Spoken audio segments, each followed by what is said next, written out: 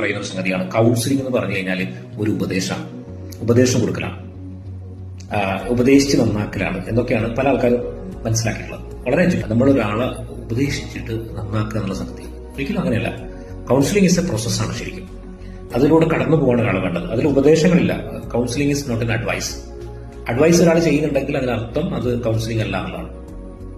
അപ്പൊ നമ്മൾ മനസ്സിലാക്കേണ്ട ഒരു കാര്യം, ഒരാളെ നമ്മൾ നന്നായിട്ട് ഉപദേശിച്ചിട്ടൊന്ന് റെഡിയാക്കണം, അവൻ ഇന്ന കാര്യങ്ങൾ ചെയ്യുന്നില്ല എന്നൊക്കെ പറഞ്ഞിട്ട് പല പേരൻസും. ഇപ്പൊ നമ്മൾ പൊതുവെ മനസ്സിലാക്കേണ്ടത്, സൈക്കോളജിസ്റ്റുകൾ ചെയ്യേണ്ട പണിയെന്ന് പറഞ്ഞത് ഉപദേശിക്കലല്ല, നിർദ്ദേശം കൊടുക്കലല്ല.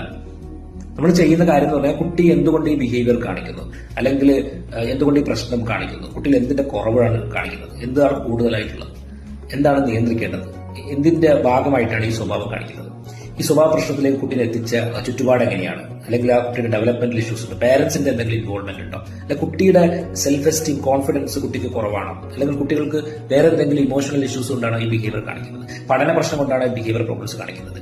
അതിനാവശ്യമായിട്ടുള്ള സപ്പോർട്ടും കാര്യങ്ങളൊക്കെയാണ് കൊടുക്കേണ്ടത്. അല്ലാതെ നമ്മൾ ഉപദേശിച്ച് നന്നാക്കലാണ് കൗൺസിലിംഗ് എന്ന് വിചാരിക്കുകയാണെങ്കിൽ അതൊരു തെറ്റായ ധാരണയാണ്. അത് തിരുത്തപ്പെടേണ്ട ധാരണയാണ്. വളരെ എഡ്യൂക്കേറ്റഡ് ആയിട്ടുള്ള, വളരെ പല കാര്യങ്ങളെക്കുറിച്ച് നല്ല അറിവുള്ള ആളുകൾക്കും ഈ കാര്യത്തെക്കുറിച്ച് അറിവ് കുറവാണെന്നുള്ളതാണ് പല ആളുകളുമായിട്ട് സംസാരിക്കുമ്പോൾ ഞാൻ മനസ്സിലാക്കിയിട്ടുള്ളത്. Thank U.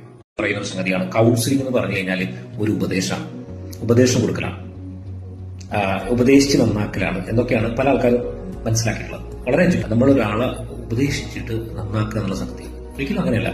Counselling is A പ്രോസസ്സാണ് ശരിക്കും. അതിലൂടെ കടന്നു പോകാൻ ഒരാൾ വേണ്ടത്. അതിൽ ഉപദേശങ്ങളില്ല.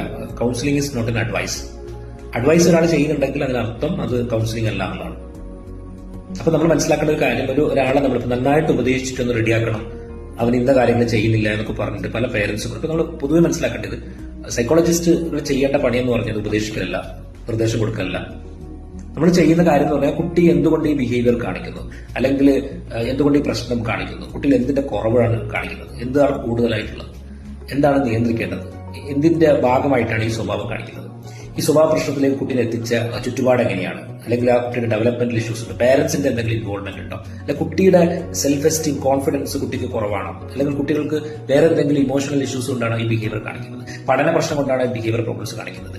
അതിനാവശ്യമായിട്ടുള്ള സപ്പോർട്ടും കാര്യങ്ങളൊക്കെയാണ് കൊടുക്കേണ്ടത്. അല്ലാതെ നമ്മൾ ഉപദേശിച്ച് നന്നാക്കലാണ് കൗൺസിലിംഗ് എന്ന് വിചാരിക്കുകയാണെങ്കിൽ അതൊരു തെറ്റായ ധാരണയാണ്. അത് തിരുത്തപ്പെടേണ്ട ധാരണയാണ്. വളരെ എഡ്യൂക്കേറ്റഡ് ആയിട്ടുള്ള, വളരെ പല കാര്യങ്ങളെക്കുറിച്ച് നല്ല അറിവുള്ള ആളുകൾക്കും ഈ കാര്യത്തെക്കുറിച്ച് അറിവ് കുറവാണെന്നുള്ളതാണ് പല ആളുകളുമായിട്ട് സംസാരിക്കുമ്പോൾ ഞാൻ മനസ്സിലാക്കിയിട്ടുള്ളത്.